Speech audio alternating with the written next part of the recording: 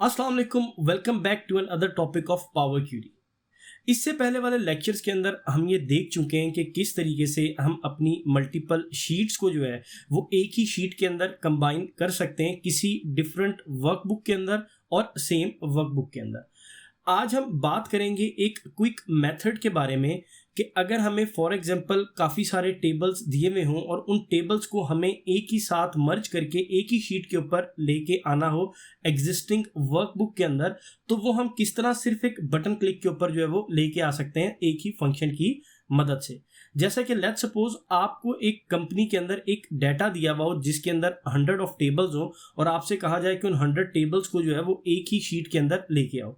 तो अगर आपसे कोई ये कहे कि इसको आप कॉपी पेस्ट करें तो वो तो आपका काफ़ी ज़्यादा टाइम जो है वो कंज्यूम हो जाएगा। तो इसकी एक शॉर्ट ट्रिक है, एक बहुत ही क्विक मेथड है कि किस तरीके से आप कर सकते हैं। जैसे कि इस टाइम आपको मेरे कंप्यूटर स्क्रीन के ऊपर जो है वो 6 शीट्स जो है वो नज़र आ रही हैं और इन 6 शीट्स के अंदर डिफरेंट जो है वो डिपार्टमेंट 6 डिपार्टमेंट की अलग अलग सेल्स जो हैं वो यहाँ पर मौजूद हैं।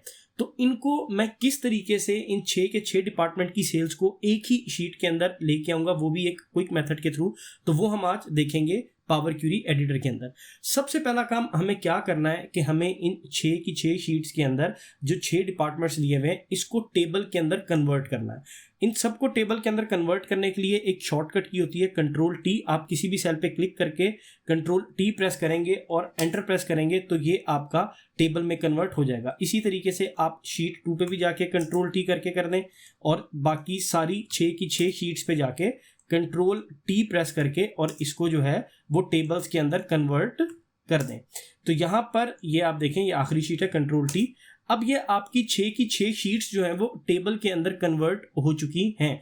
अब मैं क्या काम करूंगा, मैं यहाँ पर आपके पास होम टैब में आऊँगा, यहाँ पर डाटा में आऊँगा। डाटा में आने के बाद यहाँ पर गेट डाटा के ऊपर क्लिक करूंगा और यहाँ पे फ्रॉम अदर सोर्सेज पे क्लिक करके एक ब्लैंक क्यूरी जो है वो ओपन कर लूंगा पावर क्यूरी एडिटर के अंदर। आप यहाँ पर देखें, अब मेरे पास पावर क्यूरी एडिटर के अंदर जो है वो एक ब्लैंक क्यूरी जो है वो यहाँ पर आ गई है, उसके अंदर कुछ भी नहीं है। यहाँ पर इसका नाम है क्यूरी 1। इसको मैं यहाँ पर नाम दे देता हूँ आपका टोटल सेल्स का। यहाँ पर मैं इसको टोटल सेल्स का नाम दे देता हूँ और यहाँ पर आके एक मैं फॉर्मूला लिख देता हूँ। वो फॉर्मूला है आपका एक्सेल करंट वर्कबुक। ये देखें, ये आपका फॉर्मूला है और यहाँ पर आपने ये वाला फॉर्मूला लगा के Excel current workbook parenthesis open और क्लोज, ये आपका एक फॉर्मूला जो है आपने यहाँ पर लगाना है और एंटर प्रेस कर देना है। आप देखें, जैसे ही मैंने ये फॉर्मूला लगा के यहाँ पर एंटर प्रेस किया है तो ये मेरे पास डाटा लोड होना शुरू हो गया और अब आप देखें यहाँ पर मुझे ये टेबल दिए में हैं 6 टेबल्स जो मैंने अभी बनाए थे। और यहाँ पर आप देखें, आपको एक डबल हेडेड एरो बना हुआ नजर आ रहा है। आप यहाँ पर जैसे ही इसके ऊपर क्लिक करेंगे तो ये एक्सपेंड हो जाएगा और ये आपसे पूछेगा कि आपको कौन कौन से कॉलम्स चाहिए। यहाँ पर हमें सारे के सारे कॉलम्स जो है वो चाहिए और इसके ऊपर मैं ओके पे क्लिक कर देता हूँ। आप देखें, जैसे ही यहाँ पर मैंने ओके पे क्लिक किया तो जो मेरे ये 6 के 6 टेबल्स थे, ये सारे के सारे टेबल्स आप देखें मेरे पास यहाँ पर आ गए हैं। अब और डाटा सारे का सारा एक ही टेबल में आ गया है। अब यहाँ पर मैं क्या करूँगा, यहाँ पर मैं क्लोज एंड लोड पे आऊँगा और क्लोज एंड लोड पे क्लिक कर दूंगा तो मेरे पास एक अलग शीट के अंदर जो है ये सारे के सारे डाटा जो है ये कन्वर्ट होके जो है वो आ चुका है। तो अब आप यहाँ पर देखें कि आपके पास जो है ये 6 के 6 टेबल्स जो है वो यहाँ पर आ चुके हैं। यहाँ पर आपको भी सब में डिपार्टमेंट 1 लिखा हुआ नजर आ रहा है क्योंकि मैंने अभी इन शीट्स के ऊपर नाम अभी डिपार्टमेंट 1 से डिपार्टमेंट 2, 3, 4, 5 एंड 6 किए। पहले सब पे डिपार्टमेंट 1 लिखा हुआ था, इसलिए यहाँ पर भी आपको डिपार्टमेंट 1 लिखा हुआ नजर आ रहा है, लेकिन अब मैंने चेंज कर दिए। अभी यहाँ पर मैं इसको रिफ्रेश करूंगा तो ये डिपार्टमेंट 2, 3, 4, 5, 6 सारे के सारे आ जाएंगे। अब इसके अंदर एक छोटा सा जो है वो इशू है और वो इशू यहाँ पर क्या है कि आप देखें, आपके पास यहाँ पर 61 रिकॉर्ड्स आ रहे हैं।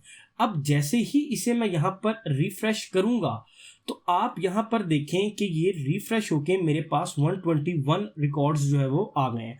आप देखें, अब यहाँ पर जब मैं नीचे आता हूँ तो देखें इसने डिपार्टमेंट 2, 3, 4, 5 और 6 कर दिया है। अब मैं आपको इसकी एक रीज़न बताता हूँ कि पहले हमारे पास थे 6 टेबल्स, लेकिन जैसे ही हमने अपने सारे टेबल्स को एक अलग टेबल के अंदर जो है वो कन्वर्ट किया तो वो हमारे पास एक अलग से भी टेबल बन गया, टेबल 7, जिसके अंदर 60 ब्लैंक रिकॉर्ड्स थे। तो इसलिए वो हमें यहाँ पर 60 रिकॉर्ड्स दिखा रहा है। अब आप देखें, जैसे ही मैं इसे दोबारा रिफ्रेश करूंगा तो वो क्या काम करेगा कि दोबारा से जो मेरे पास 60 रिकॉर्ड्स हैं उसको अपेंड कर देगा। अब बेसिकली ये क्या काम कर रहा है कि जो हमारा अपेंडेड टेबल है, जैसे हम उसको रिफ्रेश करते हैं वो बार बार अपेंड करके 60 ब्लैंक रिकॉर्ड्स जो है वो एड बैक करता जाता है।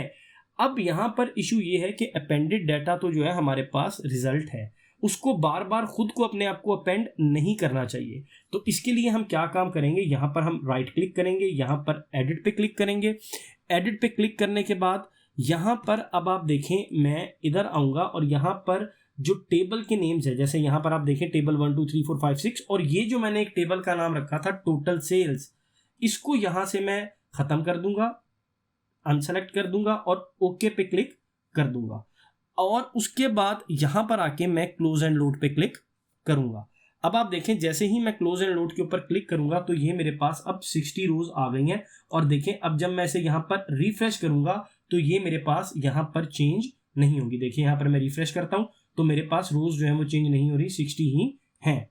तो ये हमारे आज का जो है वो टॉपिक था, जिसके अंदर हमने देखा कि किस तरीके से हम अपने मल्टीपल टेबल्स को जो है वो एक ही शीट के अंदर अपेंड करके कंबाइन करके ला सकते हैं, वो भी एक क्विक मेथड के थ्रू, सिर्फ एक फंक्शन लगा के।